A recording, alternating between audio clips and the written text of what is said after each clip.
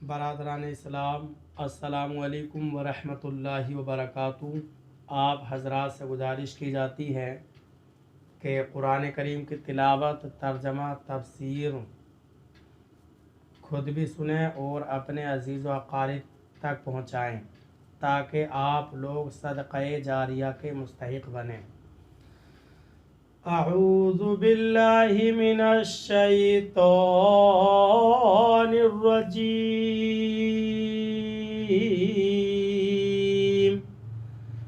بسم اللہ الرحمن الرحیم،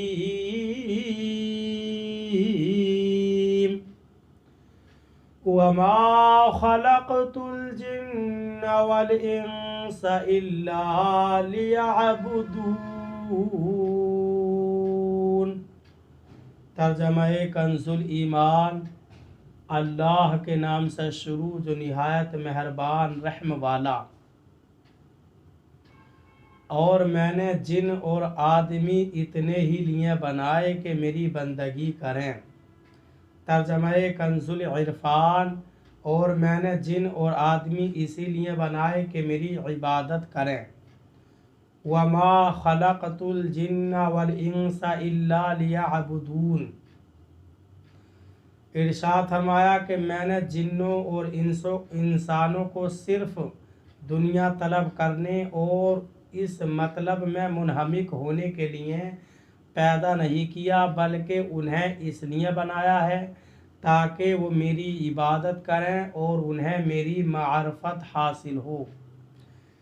اس آیت سے معلوم ہوا کہ انسانوں اور جنوں کو بیکار پیدا نہیں کیا گیا، بلکہ ان کی پیدائش کا اصل مقصد یہ ہے کہ وہ اللہ تعالیٰ کی عبادت کریں۔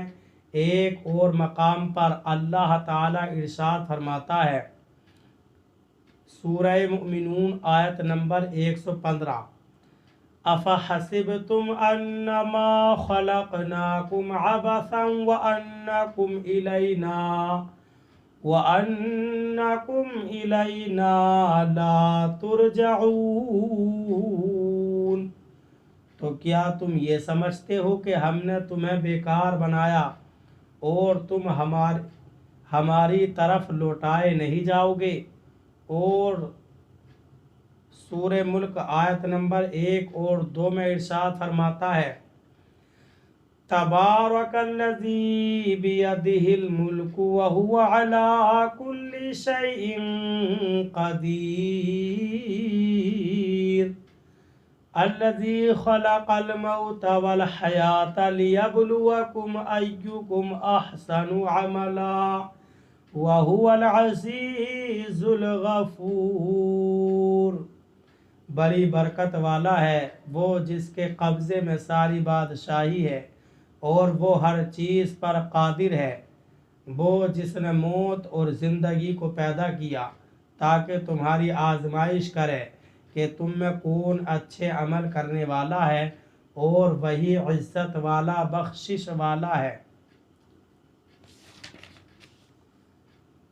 ترمذی شریف کی حدیث پاک ہے، حضرت ابو ہریرہ رضی اللہ تعالیٰ عنہ سے روایت ہے، نبی اکرم صلی اللہ علیہ وسلم نے ارشاد فرمایا، اللہ تعالیٰ ارشاد فرماتا ہے، اے انسان، تو میری عبادت کے لیے فارغ ہو جا، میں تیرا سینہ غنا سے بھر دوں گا اور تیری محتاجی کا دروازہ بند کر دوں گا، اور اگر تو ایسا نہیں کرے گا تو میں تیرے دونوں ہاتھ مصروفیات سے بھر دوں گا اور تیری محتاجی کا دروازہ بند نہیں کروں گا۔ اللہ تعالی ہمیں اپنی پیدائش کے مقصد کو سمجھنے اور اس مقصد کے مطابق زندگی بسر کرنے کی توفیق عطا فرمائے، آمین۔ ما اريد منهم من رزق وما اريد ان يطعمون ان اللہ هو الرزاق ذو القوة المتین۔ ترجمہ کنز الایمان۔ میں ان سے کچھ رزق نہیں مانگتا اور نہ یہ چاہتا ہوں کہ وہ مجھے کھانا دیں، بے شک اللہ ہی بڑا رزق والا رزق دینے والا، قوت والا، قدرت والا ہے۔